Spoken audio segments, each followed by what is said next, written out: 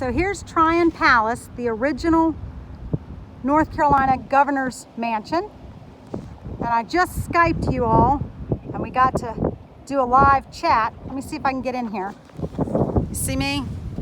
Hey, I want to make sure that we can keep it on video because I didn't video our Skype message, just to share some of the details down here.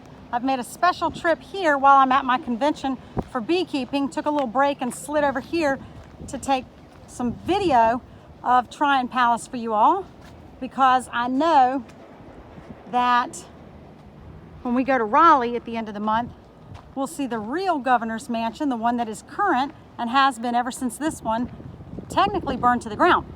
So the palace itself, if you think back to early 1700s, let me see if I can do this. So in the early 1700s, if you think back to the original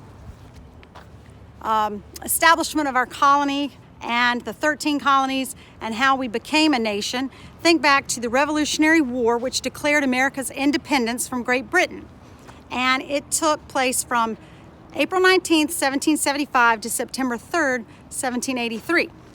We actually celebrate America's birthday on July 4th, the 4th of July, because that is when we had the signing of the Declaration of Independence on July 4th, 1776. And that declared our nation, or the birth of our nation, as independent and free, but it wasn't technically the end of the Revolutionary War, because treaties, not surrenders, are what actually end wars between countries. And that treaty, or that paper that was signed, that agreement, wasn't actually signed for 6 more years on September 3rd, 1783.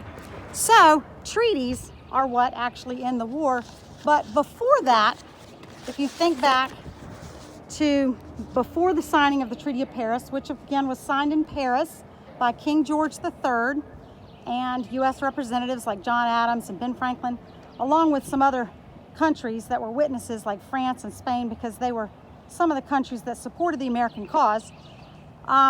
This particular building was built for a man whose name was William Tryon, and he was the 6th governor of North Carolina. He was in office from 1764 to 1771. And so he really wasn't even here but for a year, but he was appointed by King Henry III and basically told, I need you to go to North Carolina and be the governor. He was technically the 6th governor of North Carolina, but he was sent, like I said, kind of to check things out and make sure that the Patriots didn't go too far against British rules, plans for taxes and so forth. But he was sent here, and this building, this mansion, was built for him as his home. I think it was burned down. Well, look at this. Wow, we have somebody in period dress. You need some help? I am all good. I'm just doing a little video. Nice outfit for my 4th graders. Oh, so we were just sort of checking things out. From a school? Yes. Oh, is the school that's coming here? No, we are not coming here, but we are, I'm going to take a break. Let me see. How do I turn this thing off? Just want to say bye. We will talk to y'all later, but wanted to also real quick take a picture of that building. I don't know if you can see it. Let's see. Can't remember. Is this it? That building right there, which during the Civil War later, this was built after this place had burned down. This was used as a hospital by Union troops, where they would take care of their injured Union soldiers, take over the house, the Dixon house, the family, and were basically told this is going to be our hospital.